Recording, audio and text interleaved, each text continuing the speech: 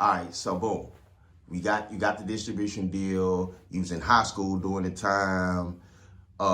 You told me what your scheduling was like your everyday routine. So you put the project. What was this? What was this considered, a mixtape or a project, an album? Like how was that? You can actually go look it up on live mixtapes. We actually had it hosted by DJ Genius. He was Okay. one of the DJs that actually broke the Migos and stuff on the north side. Okay. We all dropped tapes around then, and the tape is actually called Open Eyes. So go look at that. Whenever y'all got time, go listen to it. We had a group. It was John Banks, LB Cyphers, but he go by Wealthy Trey now, and me and Doe Williams, which is a producer that is part of Free Bang Gang right now, which is Future. So yeah, go tap in, man. Okay, so y'all put that out while you was still in school when the album the mixtape actually came out. Was you still in school at the time?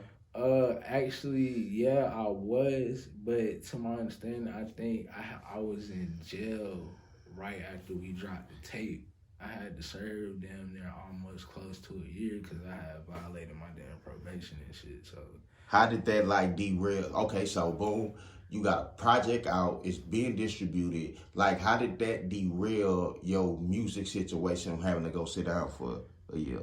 Honestly, or did it do it at all? A lot of people think it would mess up your creative process, but honestly, that's what I was doing the whole time I was in there. That's what kept me focused. I knew I was gonna get out eventually. You feel me? Like I wasn't worried about that. And then I'm gonna keep it real with you, like man, when you're going through shit like that, it's good. You have a solid family. My family is holding me down the whole process, coming to see me on visits. Make sure I had shit on my books, you know what I'm saying? Like, that shit is unexplainable. I've been through some shit. The crazy thing about this shit, nigga, we all was on probation in the house at that time. So it's like, what the fuck we had going on? Yeah. But, man, it was just times in Atlanta, man. Like, but it didn't stop nothing for me. When I came home, nigga, everybody pulled up. It was like 20 damn cars outside my house. It was love. Everybody pulled up the gas, the drinks, nigga put up money in my pocket. Like, it was love. Like, I can't complain. Okay, so you come home.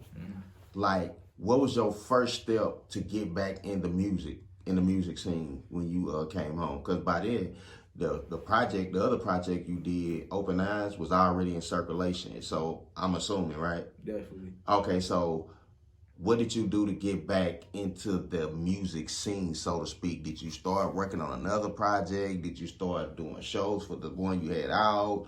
Like, what was the next step to get you back in the game? Well, when I came home, my brother Chino, man, free my brother Chino, he locked up. You know what I'm saying? When she was here to have this interview, but when I came home, he was there, and basically we was clicked up with this clique called La Familia, and they was plugged in with the Migos. It's like clicked up together, so it was us and Migo gang. So they had shows going on when I had came out, but Open Eyes, my brother John Banks and them, they had dropped a tape called Slum Village. You could probably look that up on Audio Mac or that Pips Dude.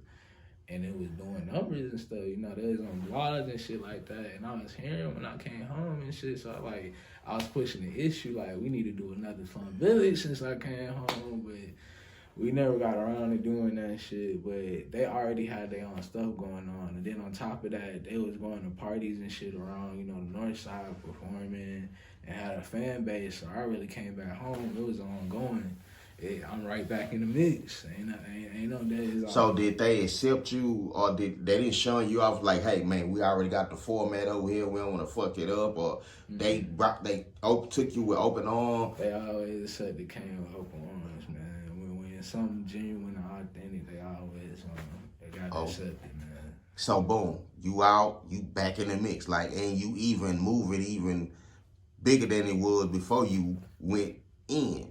Definitely. So what was the next step after that? They took you in. What was the next step after that? I started, running with Cain more now. So we all started getting our own little style and cadences. And, the music started changing.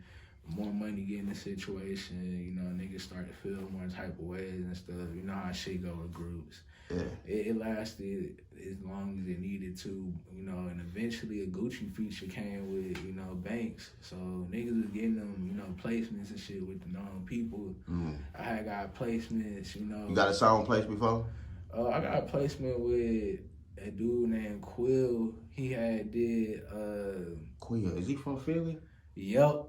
I know exactly what you're talking about. I I try to be a historian. I kind of look at myself as like a little hip hop historian. Yo, I know exactly what you're talking about. You know, yo, that's crazy. Look, you can still let the song go. It's called Pyrex. It's on YouTube. Okay. Me and Quill. I think he got signed by I want to say Meek signed him. I thought Meek signed him, if I wasn't mistaken. Maybe not. I know exactly who you're talking about, though. Yeah, but Quill had, when I first met Quill, my people had moved back to Houston at this time. And Quill, me and Quill was working at Little Caesars, nigga. It's for any of the rap shit was going on, nigga. I met him in the back. He was training the nigga, you know what I'm saying, at Little Caesars. And, you know, the North is small, bro. If you doing some music and shit, somebody gonna hear about you, so we chopping it up and shit like that. I hear his music playing and shit like this. And I'm like, what the fuck? I'm like, bro, I know you from somewhere, nigga. Like, I know you know my people or something. He's like, man, such and such. I told him, OE, blah, blah. So, that right there was a connection. I was like, bro, we need to get some music in. Just so happens, that's the same week he finna sign with Atlantic. So, literally, I know he signed with somebody. I couldn't think of who it was. I thought it was Meek now, but it might have been. And I think if I'm not, and don't quote me. I think his song was it Yeet. I don't know. It was first on my radio. I seen him on a feature with. It was him. It was like them Philly dudes, man. It was him. The dude Meek homeboy. I can't think it. It was him, Oskino, and the other nigga. I can't remember the other dude's name, but I seen them do a video together. I was like, damn, that was live. Okay, so that was kind of my first introduction to him through them. You know what I'm saying? But I know exactly who you're talking about. Yeah, because I'm trying to think. Yeah, I think his song was Yeet. You know what I'm saying? But anyway, he went viral for that. His dance went crazy with that shit. Everybody was doing it on the North, and Atlantic signed him.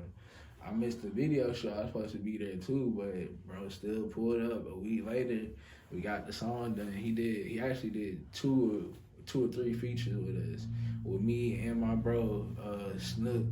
You know what I'm saying? Snook, another dope producer on the North Side and shit. You know, Snook Nasty. You know, dope beats. Y'all go tune in. Y'all go tap in. We got a song, you know what I'm saying, with him as well. Y'all go check that out. It's on a couple blogs. But, yeah, that's really how that connection even happened, bro. We was working to get to this point, bro. You know? So, y'all did that. You did that. Y'all connected up with that. Like, what was the next step after that? Did you, like, at what point did you come back to the city of Houston? And why did you end up doing that? I mean, truth be told, bro, I did some dumbass shit. I hit a lick, and I had to come home. I had to get my mind right. It was too much shit going on the North Side. That's one thing about the North Side. In Atlanta. Yes, it's too much opportunity out there. I done hit too many licks out there. Like, I wasn't on that type of shit until I really just went to Atlanta. Like, them niggas really be getting it out there for real, bro. Like, but then at the same time, Houston, you know, where I was living at and shit, it's nothing but jackets as well, too. You know what I'm saying? Especially living at Acres home. For the way I did, you know, even with my auntie in Greens Point when I did, like, it's just a lot of shit that plays in that. And I'm not saying niggas need to condone this, like, whatever the fuck you want, nigga, we not glorifying nothing. I just had to eat. You know what I'm saying? And at that time, that's what was going on. Definitely, that's how I was providing this, you know what I'm saying? Even when I invested in CMF, nigga, I had a rose gold iPhone 6, nigga. I took that shit, sold that hoe to somebody for like 50 to 100, nigga, and that shit spread into what it is today. With me and my brothers, true story. Shout out C-Dub Trey, shout out CMF.